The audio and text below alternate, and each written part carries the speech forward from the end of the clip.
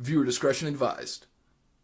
This week's episode of Hi and Hello is brought to you by Rekindlement. Find an old friend, give him a call, rekindle that shit. Rekindlement. Hey everybody, welcome to the newest episode of Hi and Hello. We're here for episode 19. It's Tyler as always. Before we jump into it today, I got to give a little bit of background into this guest I have with me. He gave me a job when I was at my lowest of low. That's actually not true. I quit a job. Technically, I went and I applied to make sure, or I asked them how to do a 2-week notice because I never actually noticed how to do that. And when I asked, they assumed I was quitting, and so they fired me. And I walked in and they told me to leave. Walked down the street, went into a local pub, fucking grabbed an application, seen if they were hiring, met one of the coolest motherfuckers on this side of the Mississippi. Without any further ado, ladies and gentlemen at home, fucking put your hands together, cats and kittens, slap those mittens. We have Corey in the podcast. Corey J, how you doing, man? I'm good, man. How you doing? Good, how you doing? Presidential tight rhymes himself. Hashtag presidential tight rhymes. What's up, man? How are you doing today? I'm good, man. I'm Yeah? good. I'm doing well. Yeah? You sure? I'm happy to be here, yeah. Are you fucking sure? I am All right, fucking cool. totally sure. Dude, you totally saved my life, and you brought me one of the most glorious things that's ever been created on this earth. A strawberry McCafe flurry shake thing. It's so fucking good. I thank you for that. And I'll tell you when this is over. So what's up, man? Before we dive too deep into it, let me get some background, dude. Tell us and the listeners at home, where are you from? What are you about? Like, what's going on? Well, I was born and raised in Bloomington, Indiana. And then from there... It's high praise. Yeah, right. No, of anywhere you could grow up in Indiana, Bloomington is probably the spot you want to do it, if you got to be anywhere in Indiana. But then I met my wife, and we got together, and we started having kids, and we moved to... You still got the kids? Yeah, I got all three of them. Yeah, all three of them? Yeah. So job well done there. You haven't come across a gypsy with, like, a good trade or something? I've been tempted once or twice. Fuck off. You've been tempted? Yeah. But no, so then we... Let's see. We moved to Indianapolis so my wife could go to grad school. She went to got her master's at IUPUI. What does she do? What's her master's again? She's a social worker. Ooh. So yeah, social work with a focus on like basically kids, like education in schools, school social work. You said Ed. I was like, who's Ed? Yeah, like taking care of guys named Ed. One like, person. It's only your name has to be Ed. There's a whole psychological makeup after that. She hosts Ed Talks. Yeah. Actually, I did a TED Talk. What the fuck? Yeah. You did a TED Talk? It was more like a TED demonstration. Really? It was like an improv demonstration. It was TEDx in Bloomington. The first year they did it back in 2011, maybe. Yeah. But they had a bunch of, the theme was wisdom in play, and so they had a bunch of people talking about. Just doing improv and different stuff. So it was less of talking, more I went out there and like did some improv with the audience and kind of got them hyped up. So one of the things about Chicago, and I've bitched about it on the show before, is these goddamn airplanes. I swear to God, dude, it sucks. I hear it right now. Constantly. When we were out in Louisville, 0 fucking airplanes. Come back to Rogers Park, airplanes galore. Airplane Central. Fuck yeah, man. Yeah. I don't mind immigrants. I mind airplanes. Airplanes are the problem. No, I work in Buffalo Grove, so there's quite a bit of travel like there on the west side, and planes, flying all around. So what are you doing out there? I work for a company that they build servers specifically for video surveillance. Ooh. It's kind of there. So I've had to learn all about that. I didn't have any experience in that arena. But I'm learning a lot, and it's a good company. They take care of the people. And I feel I'm lucky to be there. It's been a good 6 months. So. Well, since you feel lucky to be there, what was the last job you had? And it can be even like, what was your first job that you're like, man, I need to get out of here? Oh, that's a good question. There's not been many jobs that I really hated. There was one way back when I was living in Bloomington. There was a restaurant. Truffles. Truffles was the name of the restaurant. Truffles? Truffles. Okay. Truffles seems promising. Truffles are expensive. Yeah, no, it was like a high-end restaurant, but there were only like 7 people in the kitchen. And it was like total. Yeah. There were 7 kitchen workers for this place. And the owner was more of a wine monger than he was like he had this restaurant, but it was really just a front for him to like he would just pull up with his van and have cases of wine and be like, all right, we gotta we'd be like prepping food and stuff. He'd be like, all right, everyone, we gotta like carry all this wine and put it in this guy's truck because he just bought like 50 cases of wine. And we're like, we're doing prep, man. Like we got a kitchen to open. And he's like, I got wine to sell. So, Yeah. yeah. I don't give a fuck about table 47. Yeah, like, fuck we're 'em. doing this now. Yeah, Yeah, so- fuck them. I mean, it wasn't a terrible job, but it was. And then it was me and two of my friends worked there, and then there were 4 other people in the kitchen. Was this back in Indiana? Yeah, in Bloomington. Ooh, in Bloomington. So- A fancy truffle spot in Bloomington. Yeah, Damn. But- Is it still around? I believe so. Yeah, Oh, I think fuck it's yeah. around. I'm going to reach out to see if there'll be another sponsor. Yeah, truffles. Truffles. That's the last place I would expect to eat truffles is Bloomington, Indiana. I'm not going to lie. Yeah, probably. Maybe. Yeah, probably Maybe a shouldn't Panera seek it bread. out. Maybe a Panera bread. Possibly a rare Ponderosa, but no fucking way I would expect to get truffles in Bloomington, Indiana. So, fuck, man. I have yet to interview anyone on the show from Indiana, so I get to ask all kinds of Indiana questions. Okay. What was it like growing up in your neck of the woods in Indiana? It was, Bloomington's different than everyone in and out of Bloomington will tell you that Bloomington is different than the rest of Indiana. How so? It's this little liberal college town. Indiana University is there. Right. So it's this little liberal college town in the middle of a sea of, not even 45 minutes to the north of it is Martinsville, which was like a stronghold of the KKK. Like that's where the Grand Dragon was and maybe still is. I don't know. Like You think, like, all right, here's my problem with stuff like the fucking Grand Dragon and like the fucking Blue Wizard or whatever the fuck they talk about. Why the fuck, if you're trying to be seen as like a white power society, why the fuck would you choose a dragon to be one of like your main leaders? Doesn't that seem like it belongs to a different clan? You know what I'm saying? Right, yeah. Not a lot of Like, dragons in Not in at all. American mythology or even I wonder if they also have like some kind of like white rapper involved with them, and they're like Dr. K. You know what I mean? Right. They just go around spitting like shit rhymes at fucking open mics and stuff. and hating themselves while they do it. Oh yeah, but their dad's probably rich, so they got to rebel some way. Yeah, they got that like underground like meth money. What a great way to fucking piss off your dad who's a Klans member than to become a rapper. Right. You know what yeah. I'm saying? Jesus Fuck Christ. you, Dad. Oh yeah, this is already off the fucking rails. Wow, so far out. So, you're growing up in Indiana. What made you want to come to Chicago? Besides, you said your wife was doing grad school in Indiana, so what's the deal there? Well, when she graduated and everything, we were, things were actually going pretty good in Indiana. I had a job I loved. I was, creatively, things were really good. I was doing a couple, involved in a couple groups, couple projects I really enjoyed. But, she graduated and then she had to do her, like, she had to work so long before she could get her licenses and, like, all that. So that took a couple more years. But it was early 2015, we kind of realized, she was like, well, we're like done with everything we came to Indianapolis to do. And we had always thought that I would leave Indiana and go elsewhere.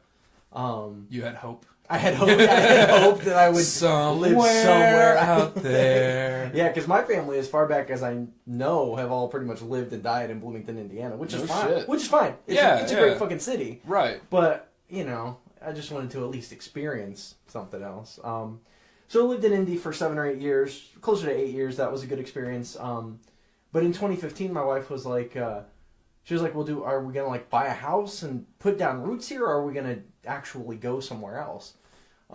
You're like, we're not trees. We're not trees. We're made for moving. Yeah. We're part of the wind tribe. Let's go. We float on the wind. And you blew your family across state line. Just barely across the state line. That's far enough. That's far enough. To be fair, we did put in some job applications. We looked into LA too, because the main, for me, my main thing has always been like performing and comedy and acting, and like that's what I love to do. So when it was like, well, where are we going to go? It was like, well, where are those things happening?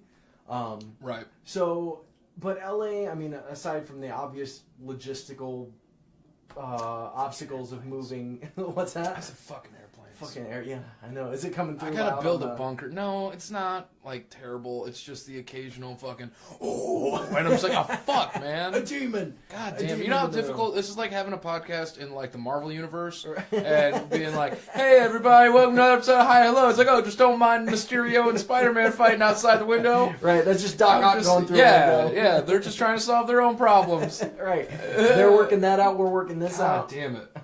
Fucking Doc Ock. As you were saying. As I was saying. God damn it. So, oh yeah, but so my wife's licenses and everything didn't really transfer to California at all. Like she would have had to take more classes, and Illinois had direct reciprocity with Indiana. So Good use of reciprocity. Thank you, my Was friend. that the Scrabble word of the day or That some was shit? the Scrabble word Words of with the Friends day. told you about that this morning? Yeah, you know, I have rare opportunities to use that word. So I always pictured you being the guy who was in every yearbook photo for the club.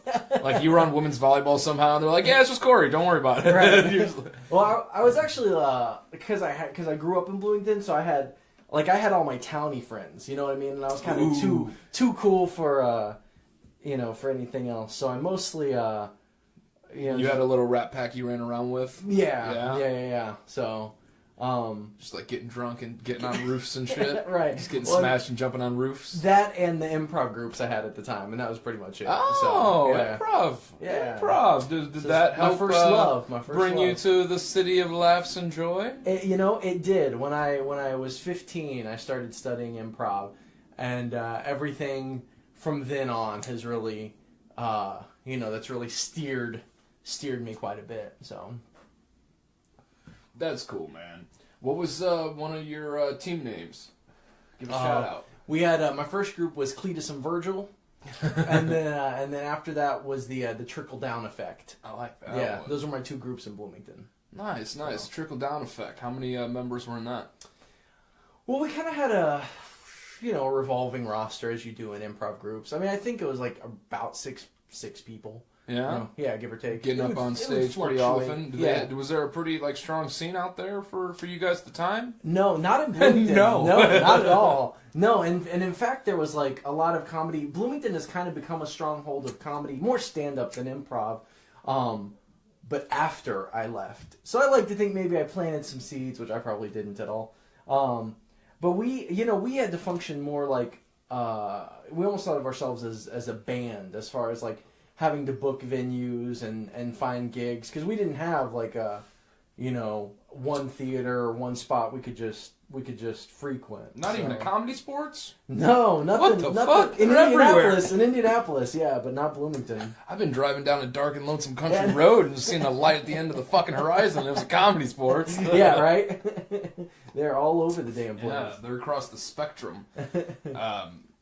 Well, right on. So you made it to Chicago. What was your first like? Oh shit! Like I'm here. I'm in Chicago moment. Oh man, that's a good question. And also, how many kids did you have when you moved here? 0. Oh, What the fuck? How many You had did I here? have here, or how many did I have before I moved here? Before you moved here. 3. Okay. 'Cause I was gonna Yeah. say they're a little bit older. They're what, like 7 to 8, somewhere in there. Yeah, my youngest a is little bit older. 4.5. Youngest is And 4.5. my oldest is 12. Oldest is 12. That's a pretty like that's the development ages, man. Yeah. And to have you in the household, that just makes me wonder, what the fuck are these kids learning? Because like they have to be learning some cool shit. Because like here's the thing, my parents never. I don't want to say they didn't give a fuck. They didn't give a fuck about introducing me to like pop culture, Right. Or to and like nowadays it's so heavy and involved. You have to like everyone. We just had the Spider-Man Homecoming trailer drop. You haven't seen it yet? I've been at work all day. I've Been at work all day? Yeah, I'll and you have to drove watch- straight here, man. I Yeah. appreciate it. I fucking do. I really do. But yes, before you leave, you'll get to see the trailer. It's dope as fuck. But I'm just saying, like, if this would have happened when I was a kid, my parents still wouldn't have given a fuck. You know what I mean? But also, I was the oldest kid. So when you had your first kid, how quickly were you like, you're going to learn everything? That's been really hard for me, because I want to show them like all this cool shit and like all my favorite shit, and my wife helps to be like, No, like maybe 12's not the best age to watch Terminator, you know? The fuck out of here! That's the best age to I watch. know, it's such a like. Be like, could they at least watch Terminator 2? Right, yeah, You know what I mean? yeah, that's less a horror movie, more an action movie. Just let them see 2. Right, number 2 is fine. You don't even need the first one. Yeah, So- you get everything from the first one that you get in 2. Come on, man. So that's fair. That's fair. no, that's actually been that's a hard line to walk because you want to share everything with them, but you don't want to do it before they're ready. You know, you don't want them to, I don't know, just be I don't know. You make a very good point because I also remember being the oldest, youngest, like baby in the house. Mm-hmm. There would be times where my dad would get just a little drunk. Like my dad wasn't an alcoholic. I talked about it on the show. My dad wasn't an alcoholic. Right. He just would he'd crack a 12-pack. Occasionally, and maybe drink 4 or 5 out of them. Right. You know what I'm saying? Like a little buzz on. 90s blue collar fucking heroin. Right, It's yeah. basically what it was. 90s blue collar heroin. It's Right. literally just like 7 Bud Lights and maybe a shot of Jaeger. Right. But it'd be like 1 or 2 in the morning, and there'd be times where he'd be like, "Hey, come in here," and I'd like walk around the corner, and he's watching like HBO Real Sex, like. But here's just it, like I remember one night, and I guarantee he doesn't, but he was a little sloshed. It was like a 4th of July barbecue kind of slosh dad. Right, yeah. You know what I Yeah, mean? yeah. To where he's not upset. Like everything in the world's going right, but I have something that's gonna blow your fucking mind. And in my head right now, it's the coolest thing, and I have to show you. Right. So he calls me in the living room, and it was people put your kids away. It was a person with the top half female, bottom half male, Okay. doing like a dance. Okay. But it was like a strip tease and everything was out, and he was just like, "Isn't that strange?" And I was like, "What the fuck is going on?" It was something like from like F is for Family. Like he was watching a super taboo like scene. Okay. And he was just like, "Hey, little weirdo, like my spawn, come in here for a second." Right. And I fucking walk in, and he's like, "Look at that!" And I just looked over, and I was like, "Oh my god!" Like How what old the were fuck, you? How old were dude? you? 7. 7? 7 Okay. or 8. It's when like at home HBO could hit a rural community at an Right. affordable price kind of thing. Oh no, that was my whole childhood. Yeah, we had Right. because my parents, when they got cable, somehow I don't remember exactly what happened, but they accidentally got free HBO. So did we. Yeah, so yeah. They were so careless with it back in the day. Like Well, the I cable don't- company was like, "Oh, yeah, we don't know." I guarantee it was just one goofy stoner at the switchboard who's like, "All right, Ridge Road's getting HBO for 2 weeks, and we're gonna give Showtime to fucking Knief." I'm just so bored here. No one's here at night. So yeah. it was fucking cool as shit. But it wasn't, because then immediately my mom like walked in the room and was like, "Whoa, no!" And my Right. dad's like, "We're in trouble." You know what I mean? Because Right. he's been fucking partying it up with his friends and shit. But I'll never forget that. I remember stopping and being like, sometimes it's there's a limit. There's a limit to like what you should show people. Right. Because yeah. like I didn't sleep that night, dude. I remember just sitting up and being like, "What the fuck did I just watch?" Right. Like I was watching like fucking Power Rangers and shit, dude. Right. And for 2 to 3 minutes of my life, I was randomly exposed to just like, "Ha!" and like, "Here's everything, and this is life, and you're breathing, and you'll die." And it's just like, what the fuck is going Right. on? And then he's It's like just blew your world yeah, apart. completely. So like maybe Terminator 1 next year. Is basically what I was getting at. Because like now that I think about it, you can't just process everything so quickly. Yeah. Yeah, I really hope he doesn't watch this show. Yeah. If I didn't know he does, Yeah. Sorry, Dad. he'll live. So, what is something that you would like to expose to your children? Like pop culture wise, like what is something you're like, man, I would really love to kick it with my oldest and like watch this, but they have to wait a little bit longer. I mean, the Matrix movies meant a lot to me at that age. In '99, when the first one came out, I was I would have been 15. You know, so when I saw the first Matrix, and it was kind of stylistically, it's so like fucking sleek and cool, and it looks badass. You know, with the action and everything, but then also like philosophically, you know, for 15 years old watching The Matrix, like pondering, you know, reality and non-reality and what is existence and how can you verify existence and, you know, all the deeper themes of The Matrix. It kind of blew my mind when I was 15 years old. Oh, for sure. Yeah. So that's something I'm excited to show my kids, for sure. Dig it, man. But- I was hoping you'd be like, blow. Just something like super The Island with Leonardo DiCaprio. Right. Like, whoa. Shut her Damn, down. dude, you fucking went there.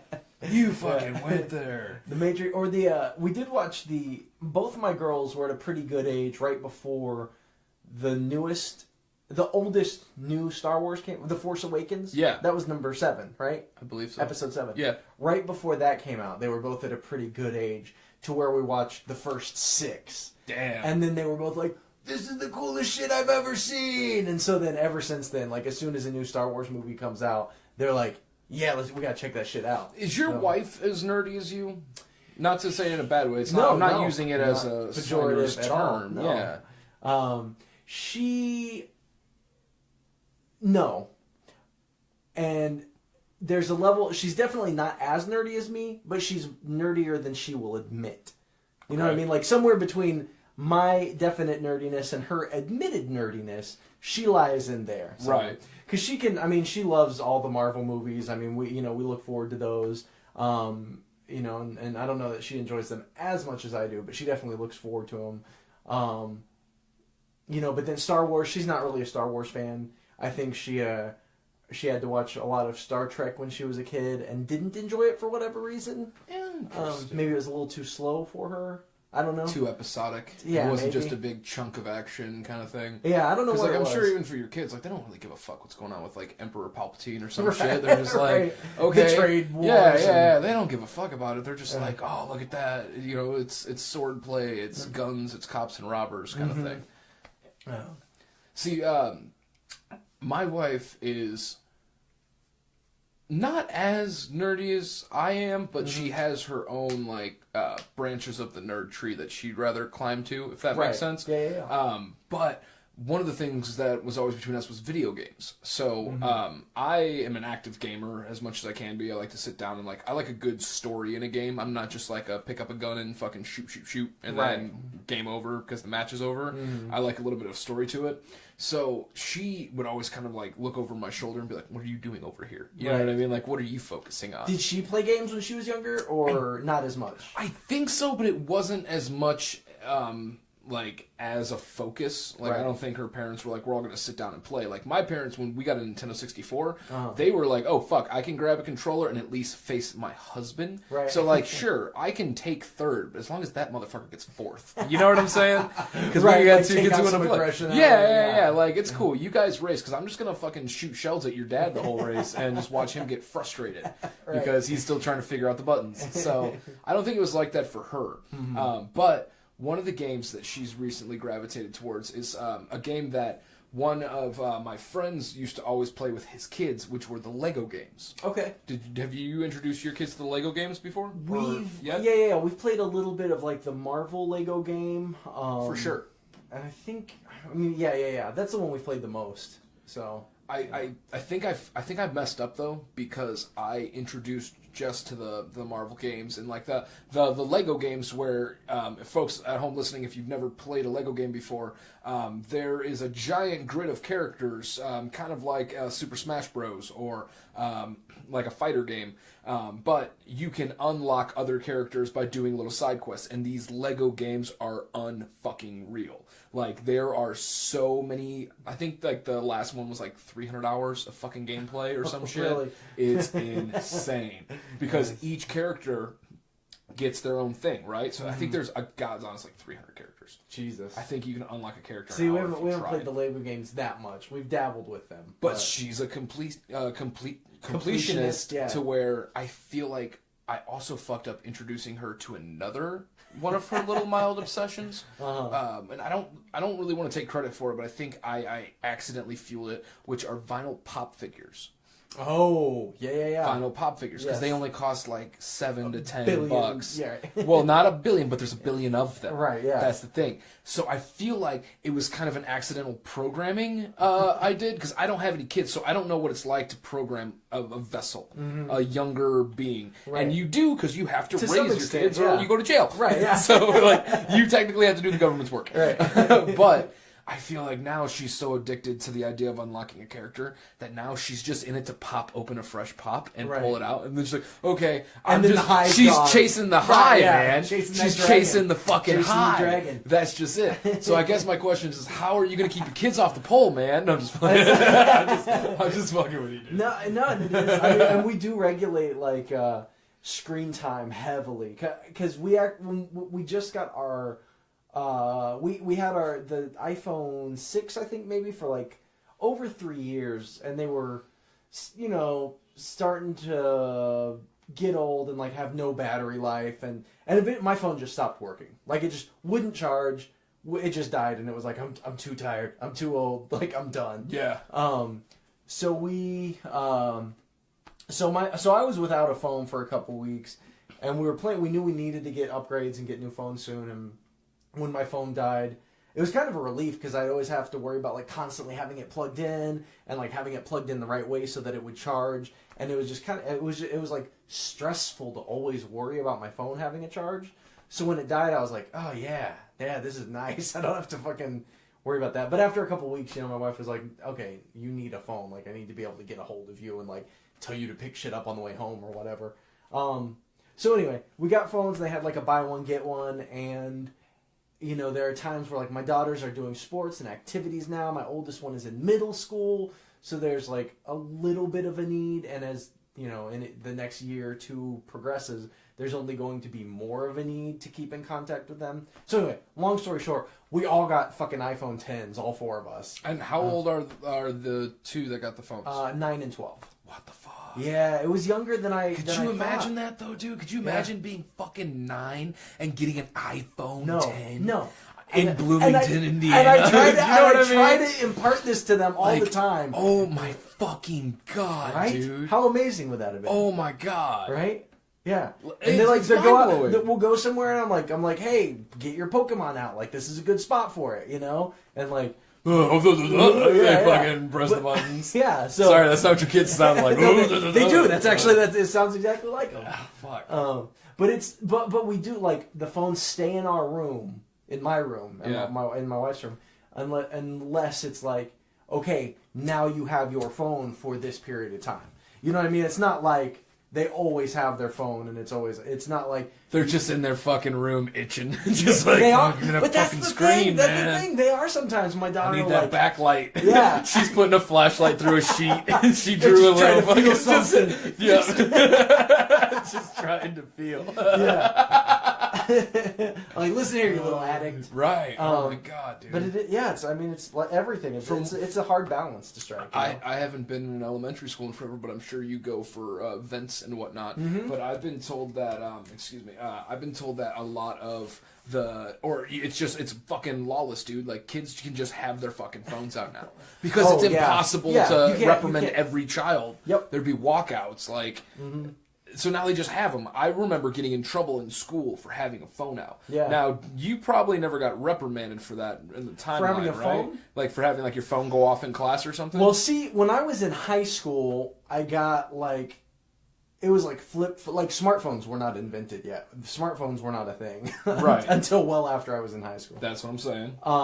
So... I mean, you couldn't like get your phone out and like check your apps or whatever. It was really only like calling or texting. And I mean, I guess you could text people in class. Kids would get in trouble for it, but it wasn't as addictive as a smartphone. You know what I mean? There wasn't anything to look at unless you were texting somebody. Right. So I don't think it was as addictive, you know, as having a smartphone. Yeah. So with that being said, do you remember the first text you ever sent? The first text I ever sent, I don't think... I was probably 15 or 16. Or somebody, like, showing you how to text? Or did you find that out on your own? I think I probably figured it out on my own. I remember it being fairly intuitive. I know my grandma and my granny got it for me, and I was on their plan until I was, like... That was, like, the one bill that was covered for me until I was, like, 20, 21, something like that. Right. So...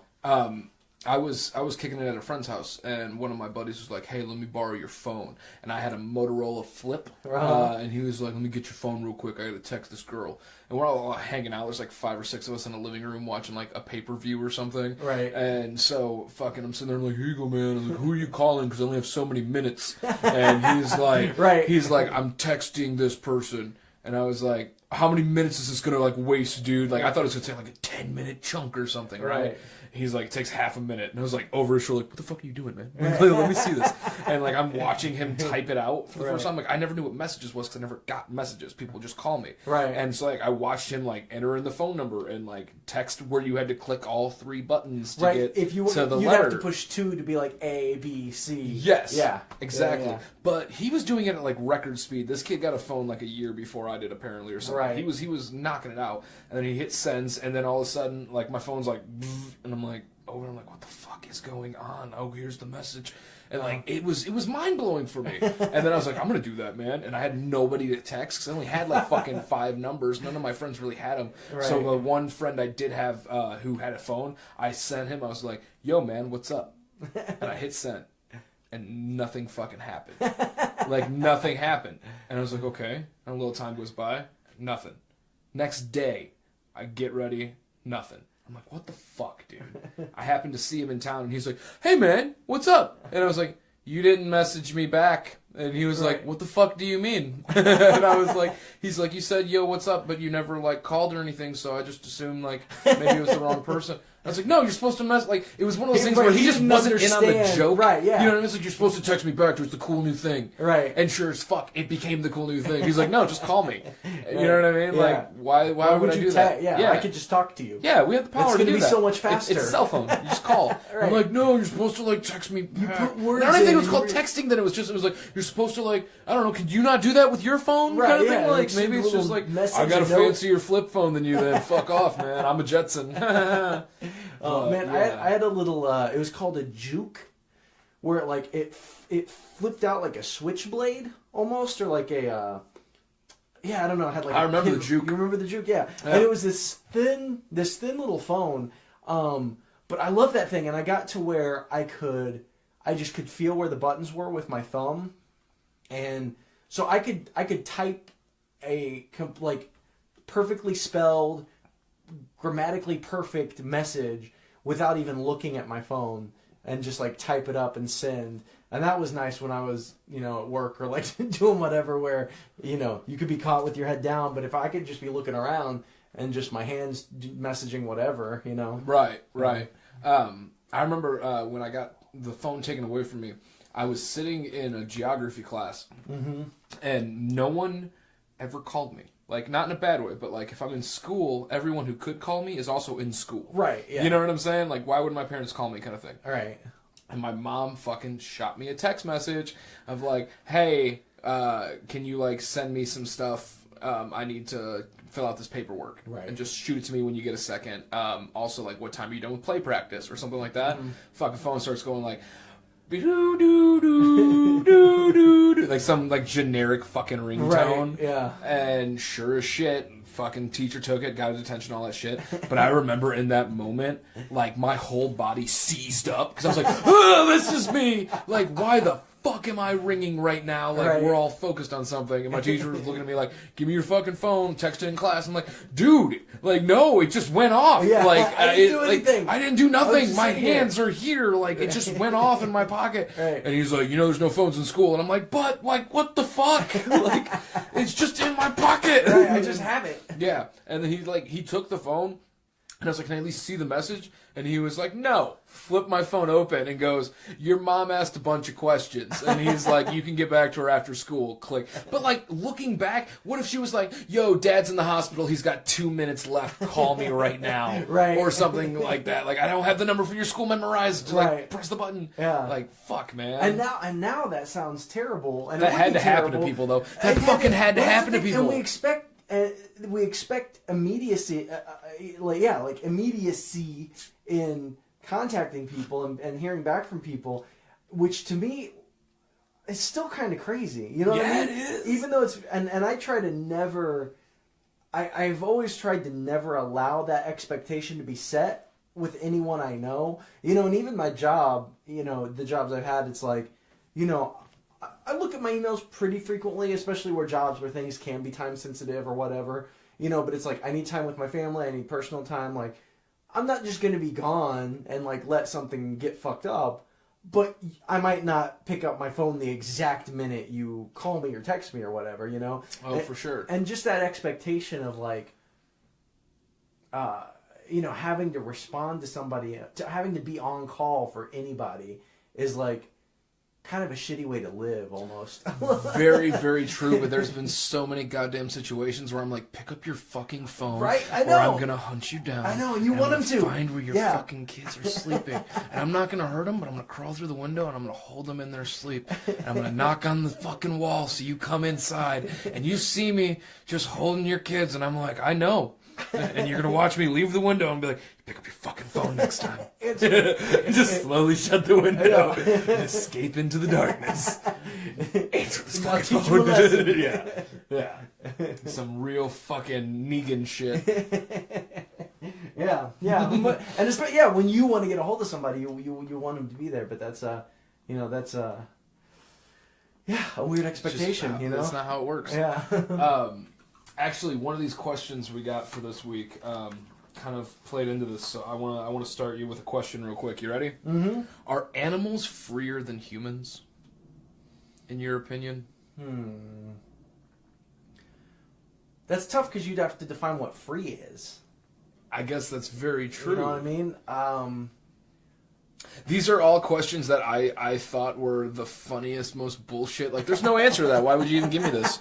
Like, this whole thing. Like, one of them is... Don't ask me that. Yeah, I was like, well, I mean, it's worth a shot, so... No, I like that question, though. I like it. Are they freer than humans?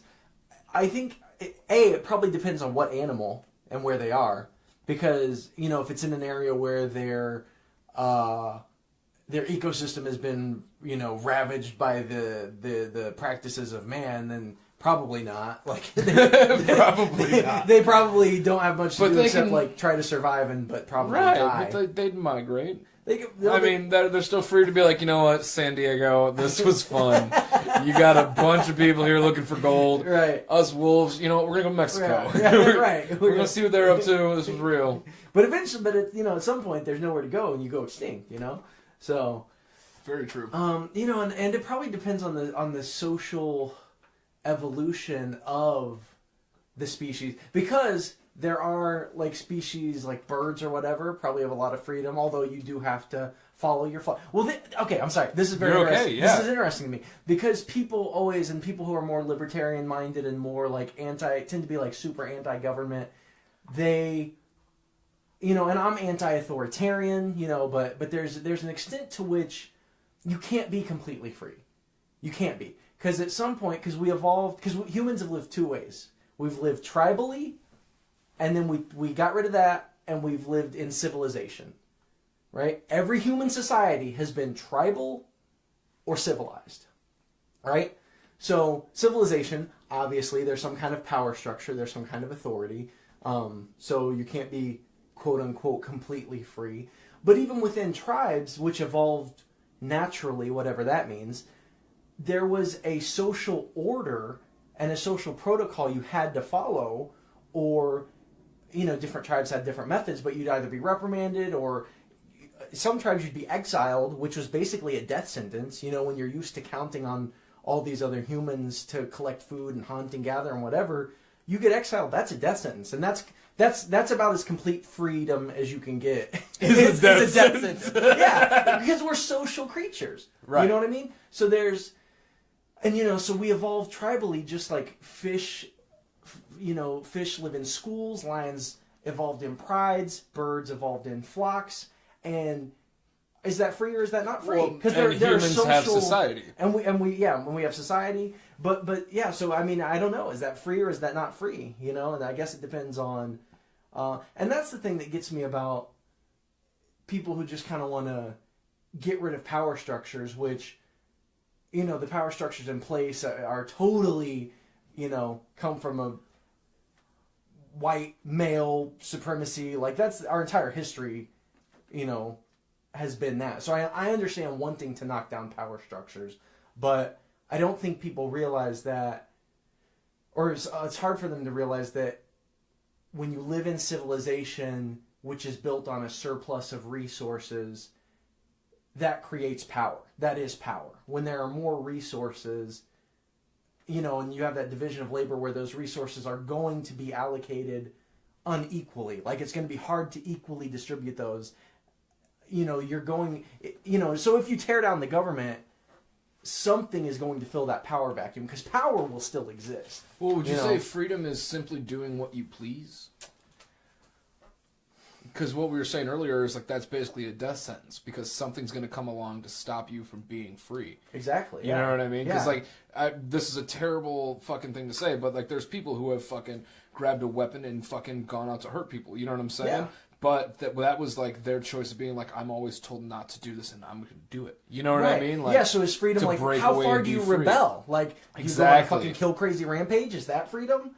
Or is freedom simply not going to work today? Right. And fucking, I just went off into the woods for like 6 hours instead of clocking into McDonald's. Well, why? Because I'm fucking free, dude. Because I'm free, Gary. Because I'm fucking free, man. Yeah, but I mean, so that endless pursuit, I think you just have to look at it in like, you can always have freedom to an extent, and of course we want to be as free as possible, but we have to recognize that you're only free to the extent that your circumstances allow you to be, because even on the most basic level, it's just you in the plains out west, old west times. The expansion period, there's no one around, it's just you. You can do whatever you fucking please. You're free. You're outside rolling around fucking naked, wagging your dick at the trees. You're free until somebody, like, walks up and bangs you on the head with a rock. Well, so here's the question then, okay? Here's the question. You've seen the movie, you got kids, Jungle Book, right? You've seen Jungle Book? So here's my question for you on this. And obviously there's no right or wrong answer, but it's just your opinion on it, okay? Mm-hmm. If Mowgli was never... found by the outside world or never contacted people of his own, how human would you say that kind of a lifestyle, would there be any human left in you? Do you think if it's a person who is so used to squander and, like, doing whatever they please since birth and somehow survived, whether it's monkeys are helping them or not, you know what I mean? Just right. So yeah, if Mowgli was never fucking contacted by people of his own kind or the outside world or anything, what amount of human do you think would be left in a person like that? Because what makes a person? Well, right. Yeah. Yeah. And that's it. That's a good question. I don't know, man. Yeah, I don't know. I mean, he's obviously human, right? Physically, biologically, he's a human, right? Do you think we just perceive humans now as a part of society? You know what I'm saying? Because we've been raised in it. Every molded by it. Molded by it. I didn't see the sun until I was. We didn't have freedom until we had HBO. But yeah, and I mean, I think and you could look at. I mean, I'm always interested in reading about tribal societies and what, because there were, thousands of different tribes. Humans kind of had thousands of different ways of life. Then came the agricultural revolution, and civilization has kind of, to some extent, I mean, you've got differences in social organizations and government and all that. Right. But to some extent, civilization has kind of homogenized human, I don't know, just like societal norms. You know what I mean? Like, I don't and like you think of Japan as probably like maybe people are more polite, but even that, like, I haven't been there, I don't know that's just kind of the impression I get. But but yeah, I mean, you get like every places have their, but you could, if you like walked into almost anywhere in the world and fucking like stab somebody in the side, like probably somebody's gonna have a problem with it. You know what I mean? But in other tribes and different societies past, they had a different set of social norms. But I'm just kind of rambling here. But it's okay. It made me think. There's this tribe in maybe New Guinea, Papua New Guinea or something. I just found this interesting, and I forget where I read this, but they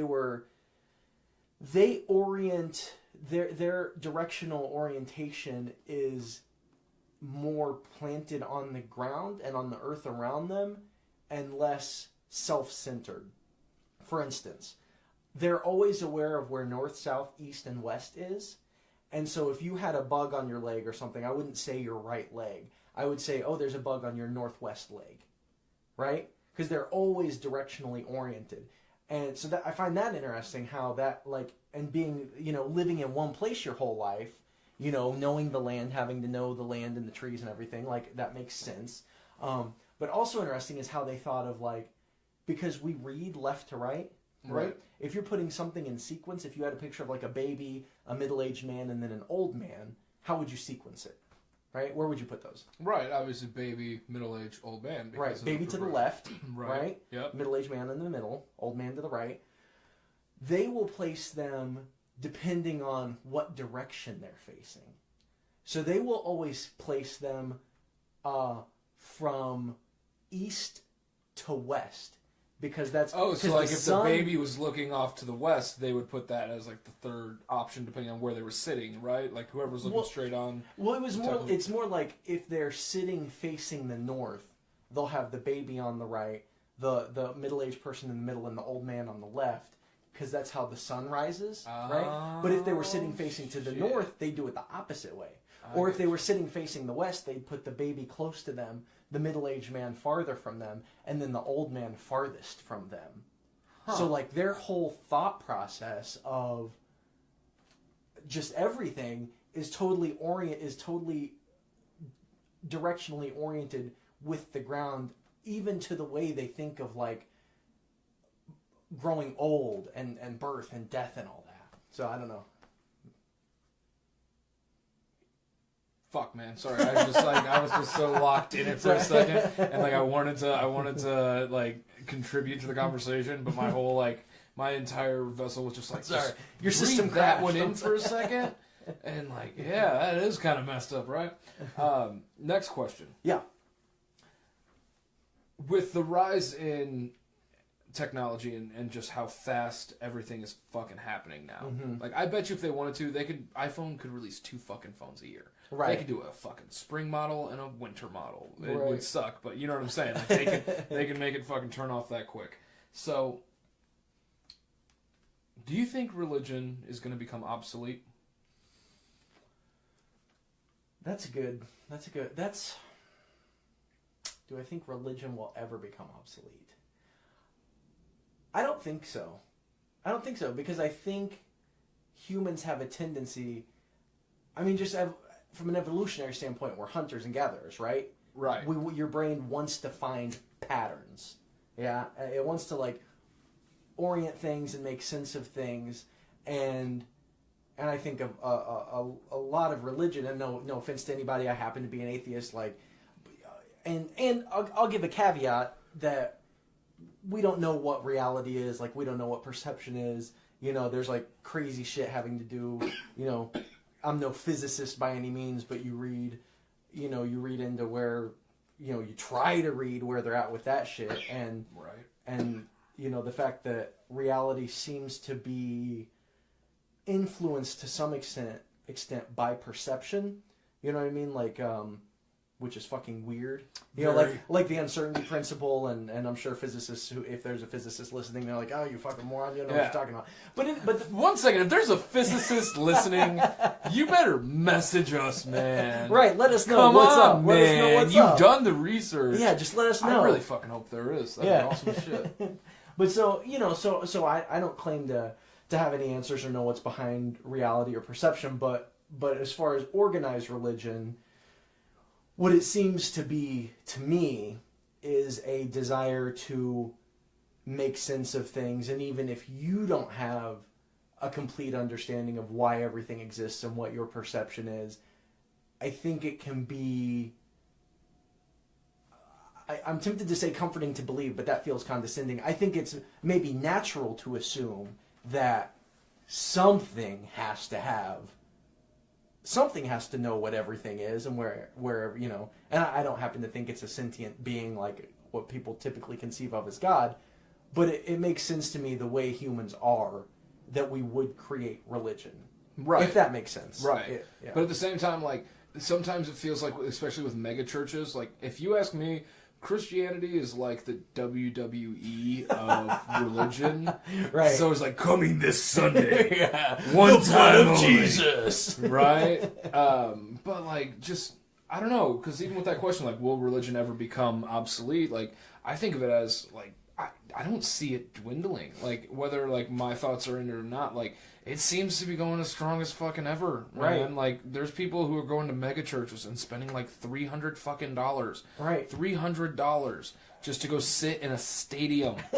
Well, look how hard our Kevin Hart charged $89 just to go to fucking Madison Square Garden. These guys are doing it every fucking Sunday, dude. Right. Yeah. Oh my god. Yeah, I mean, people Literally, oh people my want to god. believe. They want to believe what they want to believe. You Oh know? my lord. And, Oh my lord.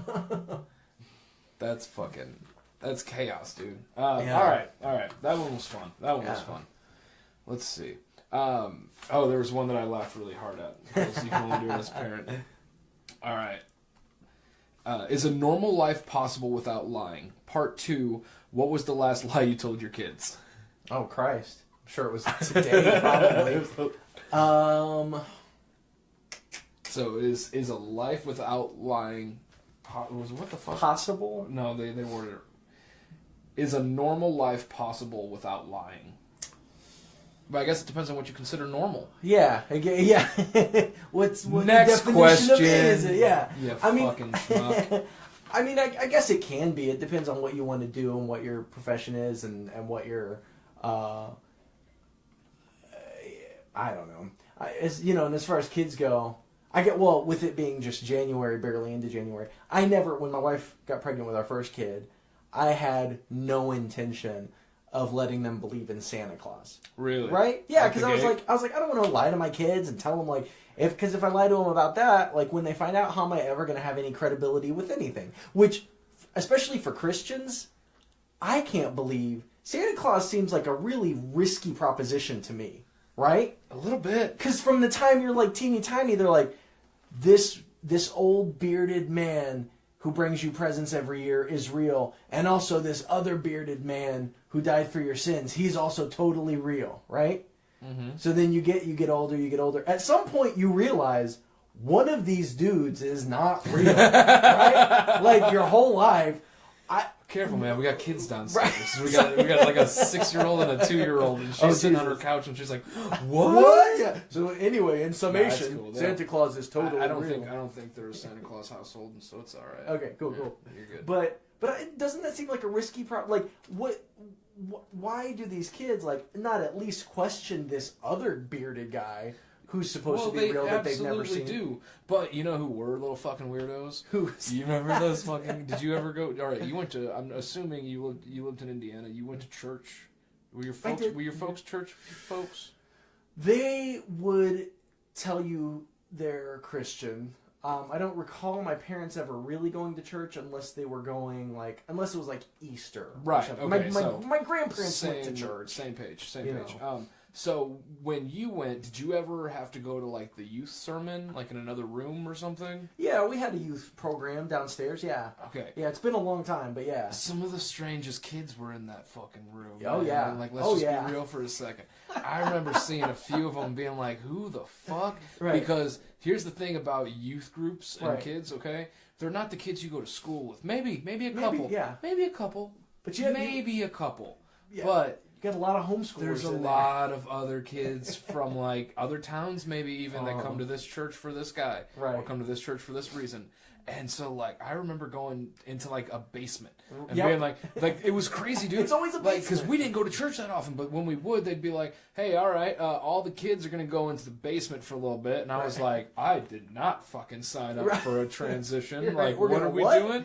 My dad looked down at me and he gave me this look of like, "You're on your own, dude. Like, just like have fun." And I'm like, "No, have fun, have fun." And then he gave me like $5, and he was like, "If they do an offering," I was like, "If they do an offering, like, what's the offering? I haven't gotten to see this part yet, let alone that." Right? Like, do we have to like bet on like who's not going to be offered? Dude. But it was kind of cool. I was like, all right, $5 on the sly, cool. Mom ain't looking. Like, I'll catch you two in what, like 45 minutes? Hour 30 goes by. I'm like, man, I've been duped. Right, they left me. They left me. And, like, I remember one of the kids, and this is nothing against him, okay? Nothing against it. But, like, sometimes a lot of the families that go to church this sounds kind of fucked up. Sometimes the families who go to church every week, they need God. Yeah.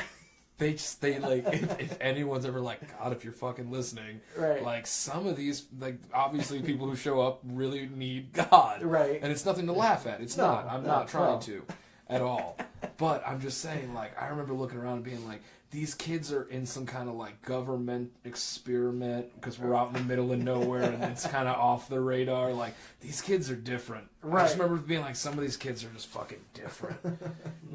Like laundromat kids. Mm-hmm. You know what I'm saying? Like, sometimes you go into a laundromat and you look around, you're like, man, that kid looks tough. Yeah, Yeah, that how kid would long- beat my ass. Like, Yeah. how long have you been here? Yeah, that kid's Yeah. smoking squares by the dumpster behind the laundromat, that kind of kid. Right. Well, I think like not every, by no means is every Christian kid weird. Like, No, not at all. There was not some- not every I Christian remember parent the is a weirdo. coolest. I remember the coolest kid in school also went to this church one time.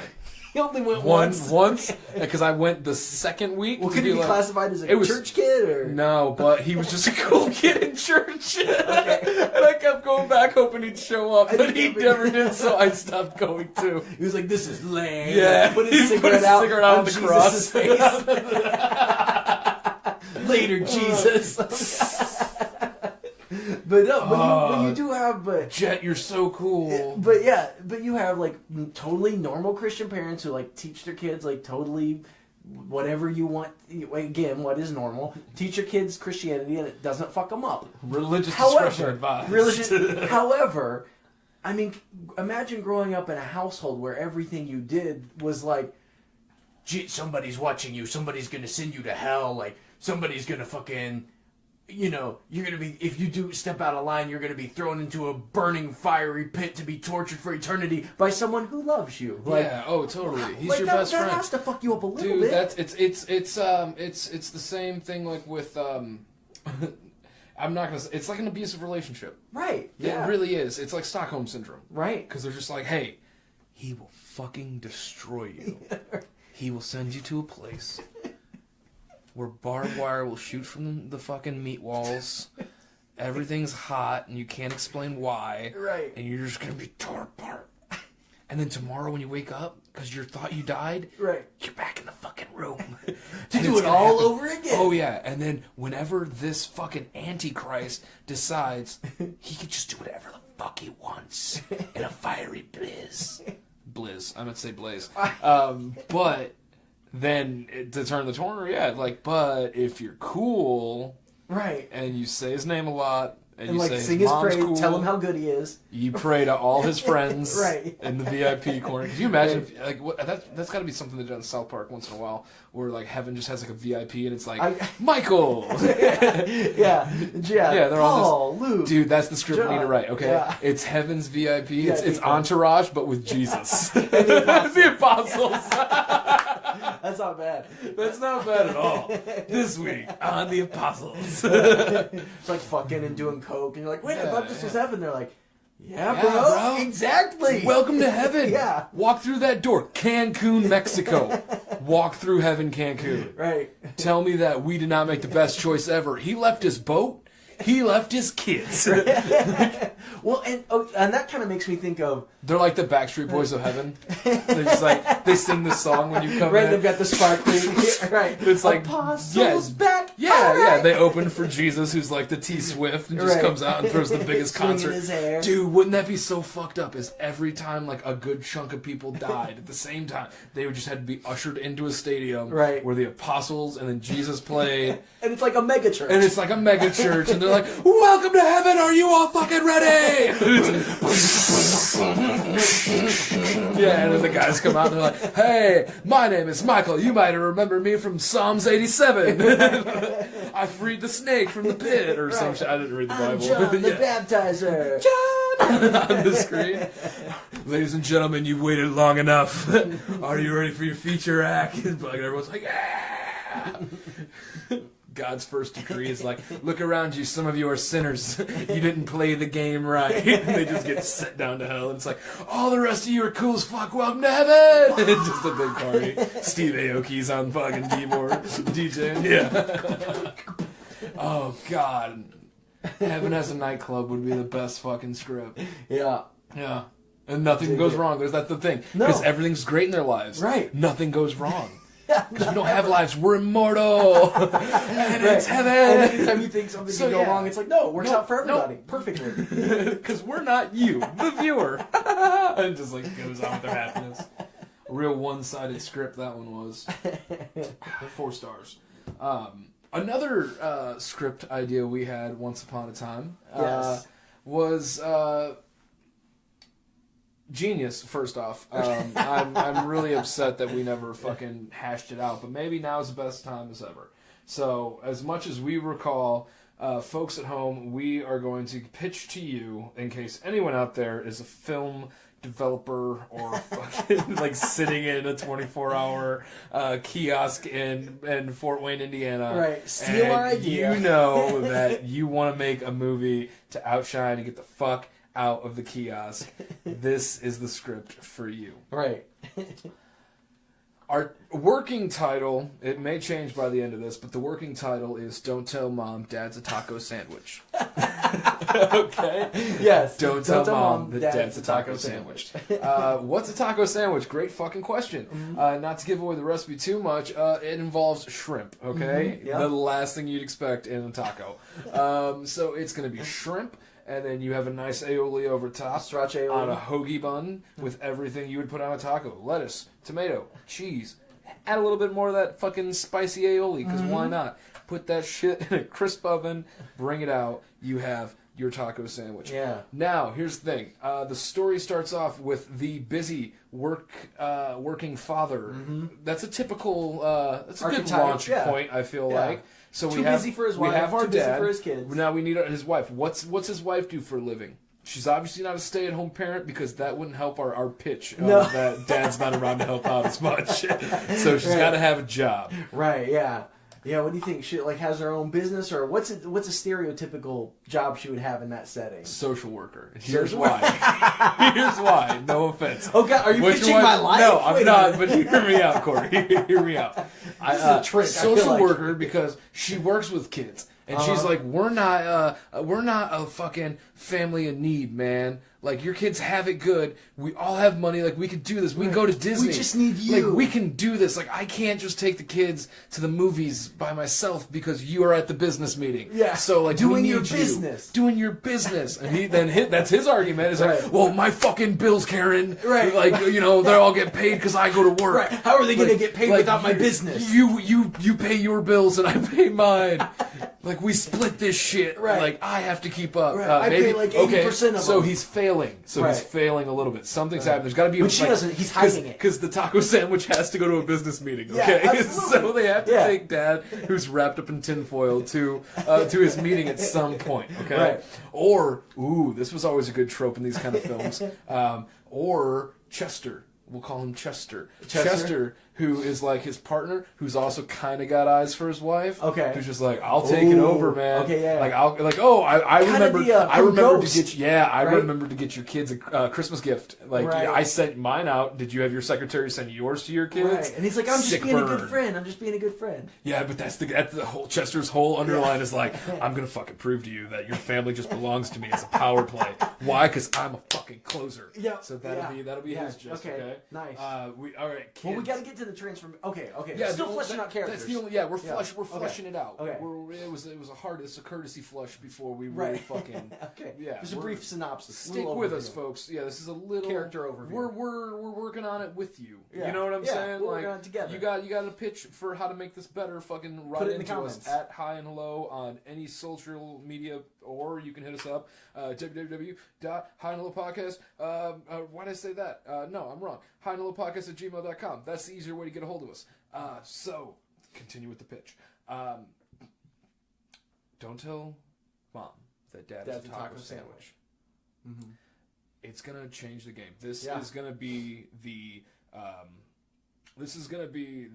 Richie Rich of our time. Mm-hmm. Like, we're gonna bring back ABC Family. Yeah, that's the goal. Yeah, and kids will be like kids now. This will be like formative for them. Yeah, this is the homeward bound of. We're bringing that style back, okay? Of the taco sandwich world. All right, so Corey, what do you Yeah. remember from the original plot that we came up with that night? The one thing that keeps popping into my head, and because I saw a movie I think I told you about that kind of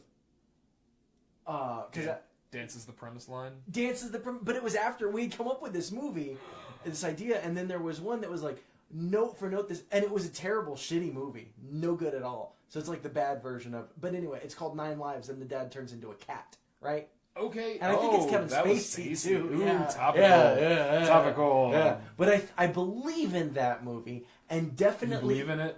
What parts do you believe in no, that? it's a terrible movie. He's like, everything went terrible, but I believe in that movie. No, but I believe that in His that heart movie, was in the right place. I think Christopher Walken's in it, and He might be. and he's also the guy in Adam Sandler's movie Click. Great film. I really one of Sandler's best. I feel like I kind of gravitated to make Don't Tell Mom Dad's a Taco Sandwich because I showed my father Click, because my father was like a busy working father, and I was like, man, I finally got him to sit down to watch a movie, and I was like, we're gonna watch Click. Oh, did he cry? Total agenda. I was hoping for dad tears, those real father, not stepdad tears, like I birth. Right. Yeah, no, not at all. He fucking got up halfway through and went and had a smoke, and I was like, really, like right now? And I remember I was like, he's not getting away with this. I pressed pause, and I was like, this is gonna be like, I'm getting these fucking dad tears, and he sat back down. He's like, why'd you pause it? And I was like, because there's a plot. We're in the middle of it.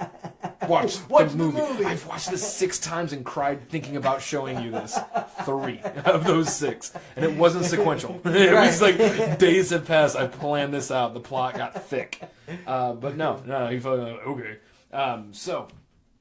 Don't Tell Mom Dad's a Taco Sandwich. Mm-hmm. Dad is a busy working father with a partner with an agenda. Right. He has 3 kids. Is that fair to say? Yeah. 3 act structure. Three's a good number. Yeah. Right. You just one for each kid. Yeah, one for each kid. Yeah. That's how they did you got, Babysitter like, the responsible Club. older one, like the bratty middle one. And then just like the wild youngest one. Bratty middle one is a boy playing basketball, because the dad is going to make a sweet fucking dunk as a taco sandwich. He is cursed when he goes to it'll be laundromat now because we talked about the weird laundromat kids. He's cursed because he sees all these like weird laundromat kids. No, he's rich. He'd have someone do his laundry. Yeah, right. He wouldn't go to a laundromat. Well, but okay, so you've got Christopher Walken. You've got the Christopher Walken type character who leads him to where he needs to be. Okay, right? so he'll come by to fix the washer. Right, yeah. And he's like, what's for dinner? What are you doing with your kids? Yeah, what are you doing? We don't even try. I don't do a good Walken. Yeah, we don't even try. You're having tacos and sandwiches. What are the odds? I once had a taco and a sandwich myself. Yeah, something stupid like that, right? So dad goes to maybe fucking use the dishwasher or something that was just repaired by Christopher Walken, and he grabs it. Oh, electrocution! While he's holding the taco sandwich. He's holding a taco and a sandwich because the kids can't make a decision. So he's like, what do they want? What do the kids eat? Right. You know what I mean? Like, I have to watch the kids for the day. I don't even know what they like. Yeah. So he's watching the kids, and the mom's like, no, you're taking the day off. Like, you're not fucking getting out of this. You said you were going to take the kids to the lake. Right. Something stupid, right? Or you got to take them all 3 to their events. The dance class, the basketball game, and you take the other kid to the talent show. Right, this is my one day. This is my one day a month. I have my girls' night. Right. Whatever. You got to help with the kids just this one day out of the whole month. Exactly. Out of the whole quarter. So there's food in the fridge. Right. Darlene likes tacos. Brantley likes sandwiches. And Maggie is just going to eat fucking like the corn. Just make her corn. That's all you need to do. That's all she's eating right now. She's only eating corn? She only eats corn. Why? So her shits are just what she eats. She's all about green, man. She's trying to go green. She's the youngest, but she's trying to go green. I think it's a phase. You can give her creamy corn, she'll eat that too. But just give her a can of corn. The kid just eats a can of corn. So does the mom go to her girls' day? And the kids are they alone with the dad, or does she stay? Mom's going to the inner city for the week. Okay. For the week. Yeah, okay. she's going to a conference. Okay. At a bad school to teach all the kids to be good. And we find out Chester. later. Uh-huh. We find out later, yes, that Chester. I fucking knew it. Chester is at the school. He's like, oh yeah, I sponsor a kid in the Big Brothers program. Right, yeah, this like, is what part are you of my doing philanthropy. Here? Yeah, where's My your business husband? philanthropy. Why isn't your husband at the conference? Why isn't he philanthropic? I figured he fucking would be here for you, Karen. Right. Like, Well, it looks yeah. like it's just me. Me, you, and oh, did you see the buffet? There's tacos and sandwiches. Right. Too Right? bad I'm not your just gotta- husband. yeah. Too bad we're not together. What'd you say, Gary? Nothing. Not that I would want to Nothing. be. Right? Nothing at all. I hope I never met a Karen and a Gary because I've used their names so much on this fucking show and I don't know why. Right. And I'm just waiting one day someone I know named Gary is gonna be like, "You've been talking to me via your podcast for like 2 What years." impression did I leave on you? Yeah. Why do you keep going to me for the fucking fall guy, the business class asshole? Right. The philanderer. Right. So as I was saying, or as we were saying, Yeah. So he gets electrocuted from the dishwasher and becomes a taco sandwich. Right. Past that, the kids have to find their dad and be like, "Whoa, Dad, where are you?" Right, Mom So like, leaves. have The you kids ever are like, have you "Where ever are hidden they?" from your kids? Um, You're like, I'm just gonna sit in the not coat for closet. just not for a long period of time. Briefly, like when What's they the longest amount of time? just like maybe not even a minute. You haven't just sat in their closet until they gotten home, and I'll give you that idea. I've done that to my younger brothers. I've sat when I got out of school before them. Like I'd get out for high school early, and they'd get out for elementary school. Oh yeah, I'd fuck with them. I'd hide see, in my I coat don't want closet it to for be like like 40 minutes. I don't want them to get all like upset and then I have to deal with that. You know, like I've only done it. The most I've done it is like my son. Or because it's easy to think of him because he's the youngest, but he'll like be running off and won't stay with me. Like we were, my daughter had a basketball game recently. We were in a school, long hallways, plenty of nooks and crannies to duck into, and he's relatively safe. Like there's no one else around, everyone's in the gymnasium. Right. But he was like running off and wouldn't stay with me, so I just like ducked behind a pillar for a minute.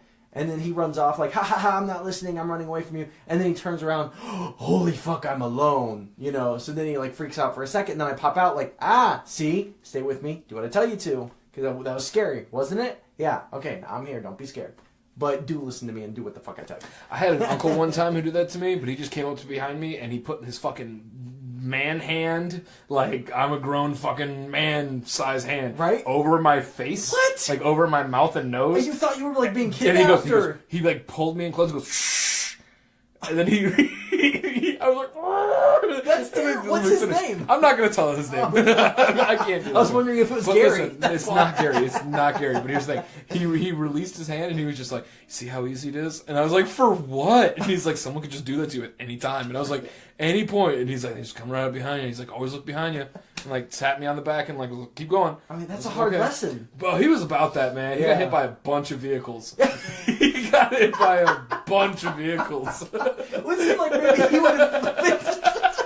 Wait, how did that translate? How did getting hit by I'm cars just- numerous times translate? Because you to being always worried have to about look kidnapping? around. Okay, because anything could hit you out of anywhere. Well, That's what I'm vehicle, saying. He kidnapper. always had Okay. fucking lessons, but it was always just like, make sure you look behind you. Okay, that's the common denominator. But okay, but in the moment, as like a fucking 8 or 9 year old, scared the shit out of you. yeah, Yeah. Like I was with my mom at like Walmart or something, and my uncle just happened to see me walking around by myself, and he was like, "I'm just gonna fucking teach this little prick a lesson because I don't want him, you know." Yeah. Well, at the same time, like, what the fuck happens if that happens to me anyways? You'd show me a move, dude. Be like, next Yeah, time, well- fucking kick me in the Yeah, foot. what do I do about it? Punch me here on my jeans. Right. Like I should never touch someone there, but punch them if you have Punch to. him, right? Punch him right in the dick. Right in the dick. Right. Right in the dick. I'm an uncle. I can say that. I don't have kids yet. Yeah, I'm not your dad. I Yeah. can tell you to punch somebody right in the Exactly. dick. Yeah. Well, I've seen videos where they like try to make a point to parents and like dads who have like their kids at the park and they're like looking on their phone. They'll like come up and lead the kid away, and the dad like freaks out and he's looking at the park, and then they come out. It's almost like not To Catch a Predator, but it's that kind of like hidden camera, and then they come out and they're like, "See, anyone could kidnap your kid," and Right. like, okay, A, that's a good point. He should be paying attention to his kid, but B, like. You did kind of. I mean, you gave him back, but absolutely. you just took my kid. You know, When I was a kid, I almost got kidnapped. really, Almost. for real. Technically, I got kidnapped once, but then later on in life, I almost really got kidnapped. Damn. Like it was bad. My cousin would like to leave his house and go like behind a few alleys, like it was like a zigzag of alleys, and then he would end up in his little girlfriend's backyard house, right? And we were young, dude. Like we were too young to be outside. Like that was his parents' rules. Like you're not outside when we're not here. You can be in the backyard. You can jump on the trampoline. Your cousin, like his brothers were upstairs, like in their rooms and shit. Like there's people here, but like when we're not here, you don't like leave. Don't venture off, right? And my cousin was like, all right, is she gone? I was like, yeah. And he was like, all right, let's go. He put his coat on. We're walking through the back alley. And he's like, don't worry, man. Just stick by me kind of thing. And I was like, all right. And he's like, oh, wait 1 second. Like he goes back into the yard. And I'm just standing in the alley. And I'm probably... A lot of shit happened when I was around 7 to fucking 10. Right, I'm not okay. gonna lie. Okay. A lot of weird shit happened to me in life. But I was sitting there. And a fucking white van pulled up. And this, like, super greasy... And this is nothing against it. Hispanic dude, because it was a Hispanic part of like the town, pretty much. Like rolled up and was like, "Hey, like, what are you doing out here?" And I was just like, "What?" And he's like, "What are you doing out here? Like, where's your parents and shit like that?" Like, asking me some real sketchy shit, right? Out of nowhere, my little cocky ass cousin comes out and he's like, "Hey, you fucking perv! You get the fuck away from us!" He's like, "I'll fucking kill you!" Like, started like freaking out, and then he was like, and like fucking. That's my car taking off in the 90s. No, that's, it sounds like a Jetsons fucking engine. You guys can see it out there, but like, I meant to do like spinning, like wheels spinning, spitting gravel like out of there. But yeah, dude, I remember that very, very much. But I also watched a bunch of those videos like you explained, where it's like, I bet you I can go up to your kid with a puppy and be like, "Hey, look at my puppy. This is a really nice puppy, right? What's his name? His name is Snowball. Right. Oh, it's a nice puppy. Hey, you want to see the rest of my puppies?" And it's like, sure. And it's like, yeah, come with me. And they just fucking grab your kid by the hand and walk off. Right, yeah. They just walk the fuck off. Yeah. Dude, I read this scary story about this. It's a real news story that is scary. It's not like a fake scary story. These kids in like Germany or something. Keep going. Sorry. But yeah, these kids in Germany, they were like 10 or 12. They weren't even this old, but they just like grabbed this kid that was like maybe 3 or 4, just like took his hand and like took him away from his mom who was in a store or something. And they just like walked into these train tracks and just like mutilated this little boy.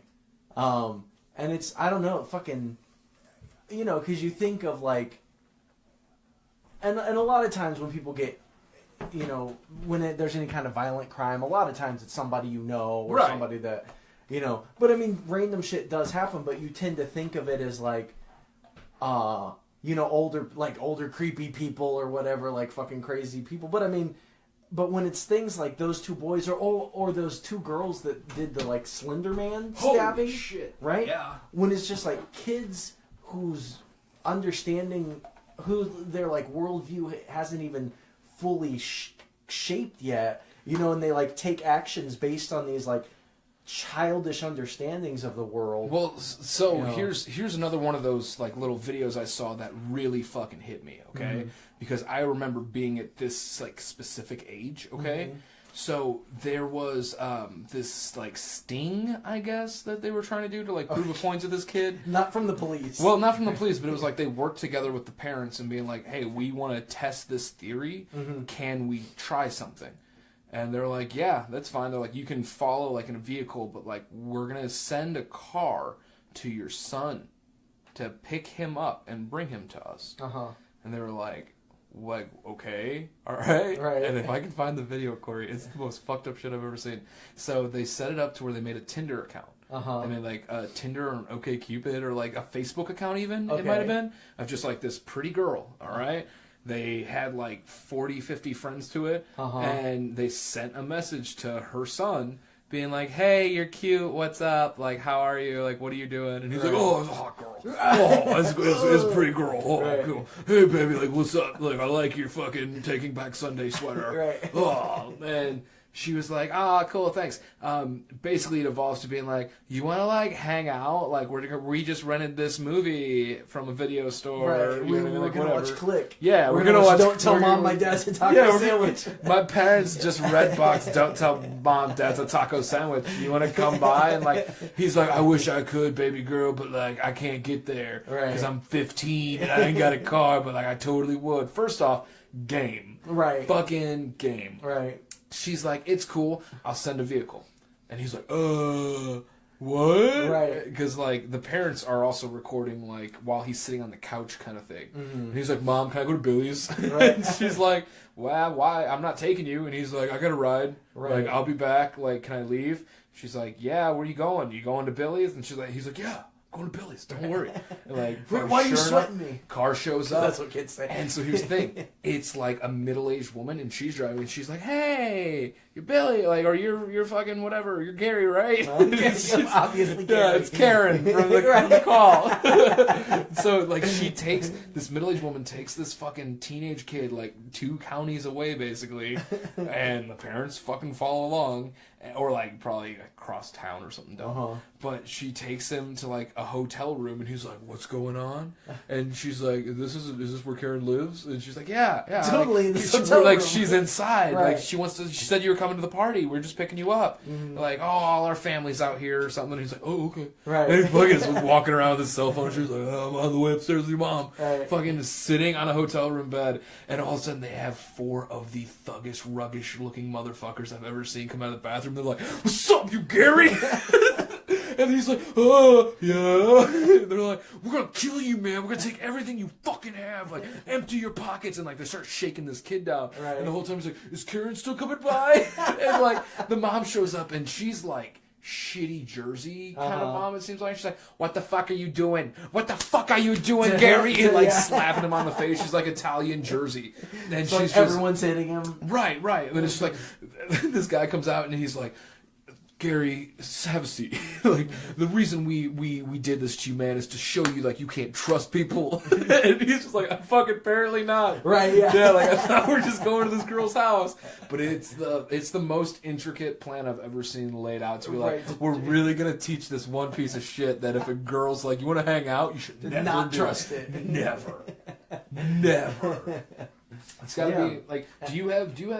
We talked earlier about your kids having cell phones. Do you have like precautions and shit that you've set up for like their phones? Like, is there like parenting apps and shit that might not have existed when we all first started getting phones? Like, I've never thought to have to, parental lock anything, to be real. So, Yeah. like, is there stuff that has helped you with this, or is your life just a recurring nightmare? No, well, I mean, the fact that they only have their phones at certain times, and, like, they just don't have the Facebook app. They don't have the Twitter app. You know what I mean? So But in there's... some phones, it's not even possible What? to not have that. Well, on these phones, you cannot have them, and they don't have them. You're telling me an iPhone 10 you can just not have Facebook? I thought it was like in a contract or What? something. No, you can just take it off there. I thought it was like fucking Yeah, built like in at that this fucking point. U2 album that keeps popping Yeah. up on iTunes. Like, I don't it'll have just- iTunes, so I don't dude, know. it's the fucking Oh, sorry, I gave you like dishwater. That's my bad. No, you're fine. Is it dishwater? No, it's just fucking Oh. lukewarm. Oh no, We it's were in a fine. hurry. It's fine to me. But it's I have an irrational hatred of U2. Okay. Yeah. Like fuck Bono. Were you the one who went to Joshua Tree and started cutting this shit Yeah, down? I did. That's the government shut down. I cut it down and you, carved Bono and all of them. I cut him down and put him in the shape. I spell out Bono with them. Oh, fuck, you But- see it from the stars. But they're not the worst band ever. But I personally, I don't enjoy them. And I from the Batman Forever soundtrack, the song "Hold Me, Thrill Me, Kiss Me, Kill Me" is a jam. Other than that, I've got no use. I've got no use for U2 in my life at all. I'm sure Bono would say the exact same thing. Even the drummer in that fucking band would be like, "Why, fuck you, Corey." Out my feelings. Bono, if you're listening, you do you. I don't like it. But that album, I keep taking it off of iTunes, and it just like every time it uploads or updates or whatever, like it just puts that album back on there. It's irritating. It's irritating. Because Sorry this I'll have happened. my shit on shuffle, right? And I'll be like, jamming out to whatever I'm listening to, and then all of a sudden I'll be like, what the fuck is this? God damn it, it's U2. Fucking YouTube. Fucking U2. All right, this is another question from a viewer. If someone you loved was killed in front of you and they were reconstructed / copied on a carbon level, could you love them the same? I'm assuming he has kids. I said you have kids. So Right, yeah. yeah. So we all know. That's again another very interesting question. And what is perception and what are you? And what constitute? Yeah, and that's the thing. I have this. I think about this a lot as far as like people who are really obsessed with the singularity and like when all of our consciousnesses will be like uploaded into a matrix type whatever, and we all just exist digitally. That kind of like weird utopia, which on some levels I'm like, well, that death is a weird thing, so that certainly has its appeal. But on the other hand, like, how much is that even you? How what can be said to be you and not you? And what I always think of? It's real weird. Did you ever see the Arnold Schwarzenegger movie? What's it called? Is it The Sixth Day? Is that the one where... The Sixth Day? The Sixth Day, I've never seen it. It's all about cloning, right? Okay. And I'm going to have to look this up because I might be wrong. But I think, oddly enough, I could be wrong. I want to look it up, but I don't want to, like... You're fine. Take the time. I'm going to look it up. Look it up. I think it's the guy from Ghost. Look it up. Right? I think it's that fucking guy, the Chester character from Ghost. You were saying earlier while you're looking that up, another person asked if we lived to an average... If society lived average to 500 years, what would you do with a well-lived life?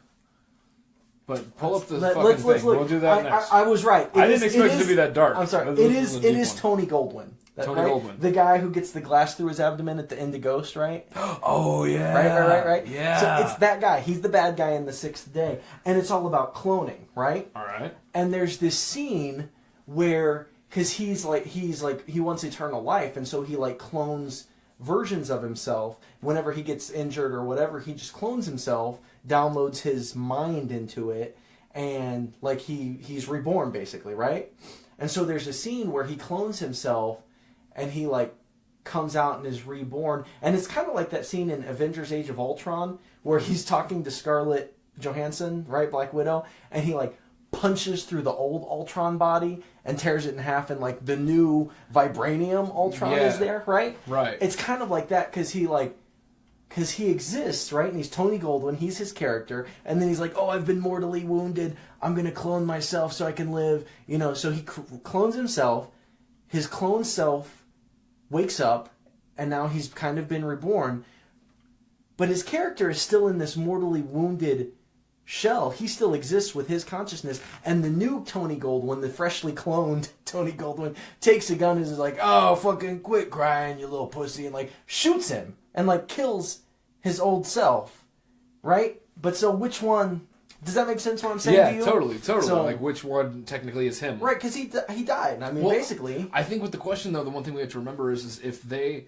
let's just say like something you loved died. Okay, you saw them it happening, murder, hit by a car, like loss of life is gone. Okay, right. And they took like a strand of hair or like a skin cell sample or fucking even for what it's worth, stem cell or something, right? And be able to recreate. Well, them. yeah, but not only recreate them on a molecular level to where like everything is literally put exactly back into place. Right, and there's... Technically, they would have the exact same memory because the brain is still as formed as it was. Because I'm sure if you took a fucking... Well, yeah, right? Because the brain controls all, pretty much. I mean, theoretically, it's possible. But it's not. But we don't know. Nobody's ever been able to. Nobody's ever uploaded a consciousness from one place to another place. Right now, at the root of the question as well is if that happened to the person and they recreated it. If it were possible, would you love it the same? Assuming it's possible. Because like I got a dog when I was a kid, and I remember that dog got hit by a car, and I had the same dog the next day. Right, it wasn't hit by a car. Did you know it had been hit by a car, or was this kept from you? We heard like the okay, and like a trestle, like it got hit by a car, and then like maybe 15 hours later, right? They're like, "Here's your dog again." I'm like, "No." Right. Like, yeah, it's another black dog, but like this dog got hit by a car. No, that sounds. It would be hard. It would be hard. But I think. I guess dogs can't dictate memory. Right. So that's why it was a little easier for me. Right. Well, dog. They remember stuff, and they. I don't know. It's. I mean, with anything any loss you've ever suffered or I've ever suffered, like. For better or worse, like eventually you do get past it and go on with your life, right? But I mean, I think because as a parent, I think you can't help but thinking like, what if you do lose one of them? Like how? Because that would be like the worst thing ever, right? Right. So I think if that were the case, and then you're presented with, your kid dies, and then here's your child again, like, yeah, I mean, it'd be hard to yeah. I think you absolutely would. I think I would love it, and probably, I'm saying it because I don't know. I don't want to think about it being a specific one of them. But it would be the weirdest, most painful thing ever, I think. My response, yeah, I agree. Like, that would hurt so bad. But that's like, because the only place you really ever see that as a plot line is like a horror movie and then you start noticing little differences and little things are off, and then you have a horror movie. So, Pet Sematary. Exactly. Great drop right there. Thank you. Because that's the best. That's what I was thinking about the whole time. I was genuinely thinking about Pet Sematary. Right. That one thing with Pet Sematary that always blew my mind though. Uh-huh. They bury the cat. Yep. Cat comes back. Mm-hmm. Buries the wife. Yep. Wife comes back. Mm-hmm. Buries the kid. Mm-hmm. Kid comes back. Right. Only thing different with the kid is when the fucking cat died and when the mom got hit by the vehicle, they came back just as like fucked up and destroyed as ever. Right. Kid came back pristine. It has been so long since I've seen that movie. That's my one gripe about it. That's my one gripe about it. You know what? I have an image from that movie because, again, I watched it probably on HBO. I thought you were going to say LSD. I was on like, LSD? Really? Not that one.